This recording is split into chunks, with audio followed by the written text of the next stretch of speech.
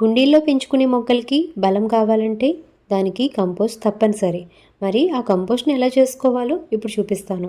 ఇంట్లో వాడిన ఫుడ్ వేస్ట్ని పడేయకుండా ఒక కవర్లోకి అయితే స్టోర్ చేసుకోండి. అంటే కాయగూర తొక్కలు, కోడిగుడ్డు పెంకులు ఇలా అన్నమాట.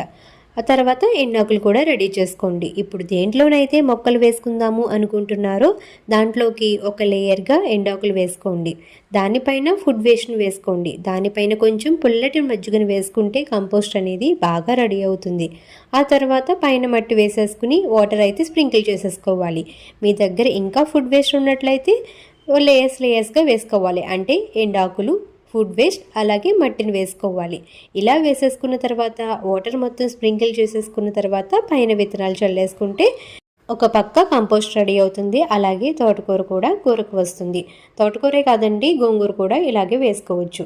మీరు ఏ మొక్కలు వేసుకున్నా ఇలా వేసుకుని చేసుకుంటే మొక్కలకి చాలా